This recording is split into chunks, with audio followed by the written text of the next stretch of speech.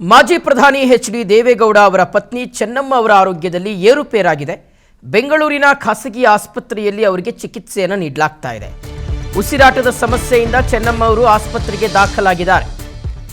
ಮಾಜಿ ಪ್ರಧಾನಿ ಎಚ್.ಡಿ. ದೇವೇಗೌಡರ ಪತ್ನಿ ಚೆನ್ನಮ್ಮ ಅವರ ಆರೋಗ್ಯದಲ್ಲಿ ಏರುಪೇರಾಗಿದೆ.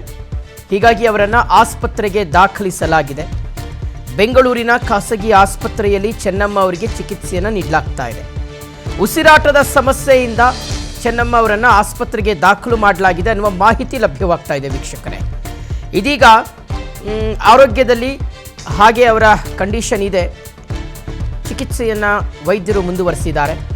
ಐಸಿಯುನಲ್ಲಿ ಚೆನ್ನಮ್ಮ ಅವರಿಗೆ ಚಿಕಿತ್ಸೆಯನ್ನು ನೀಡಲಾಗ್ತಾ ಇದೆ.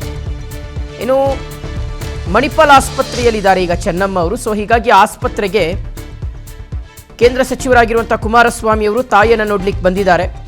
ಮಗದೊಂದು ಕಡೆ ಅಜ್ಜಿಯನ್ನು ನೋಡಲಿಕ್ಕೆ ನಿಖಿಲ್ ಕುಮಾರಸ್ವಾಮಿ ಅವರು ಮತ್ತು ರೇವತಿಯವರು ಸಹ ಬಂದಿದ್ದಾರೆ. ಅಜ್ಜಿ ಚೆನ್ನಮ್ಮ ಅವರ ಆರೋಗ್ಯವನ್ನು ವಿಚಾರಿಸಿದ್ದಾರೆ ನಿಖಿಲ್ ಕುಮಾರಸ್ವಾಮಿ ಅವರು ಮತ್ತು ರೇವತಿಯವರು. ಚೆನ್ನಮ್ಮ ಅವರ ಆರೋಗ್ಯದಲ್ಲಿ ಏರುಪೇರಾಗಿದೆ. ವಯೋಸಹಜವಾಗಿರ್ತಕ್ಕಂಥ ಸಮಸ್ಯೆಗಳು. ಸೊ ಹೀಗಾಗಿ ಉಸಿರಾಟದ ಸಮಸ್ಯೆ ಕಾಣಿಸ್ಕೊಂಡಿದೆ. ಹೀಗಾಗಿ ಅವರನ್ನು ಆಸ್ಪತ್ರೆಗೆ ದಾಖಲು ಮಾಡಲಾಗಿದೆ. ವೀಕ್ಷಕರೇ ನೋಡಿ, ವಯಸ್ಸಾದ ಮೇಲೆ ಸಾಮಾನ್ಯವಾಗಿ ಆರೋಗ್ಯದಲ್ಲಿ ಈ ರೀತಿಯಾಗಿ ಒಂದಷ್ಟು ವ್ಯತ್ಯಯಗಳು ಆಗುವಂಥದ್ದು ಸಾಮಾನ್ಯ. ಸೊ ಅದೇ ರೀತಿಯಾಗಿ ಚೆನ್ನಮ್ಮ ಅವರ ಆರೋಗ್ಯದಲ್ಲೂ ಸಹ ಉಸಿರಾಟದ ಸಮಸ್ಯೆ ಕಾಣಿಸ್ಕೊಂಡಿದೆ ಅನ್ನುವ ಮಾಹಿತಿ ಇದೆ.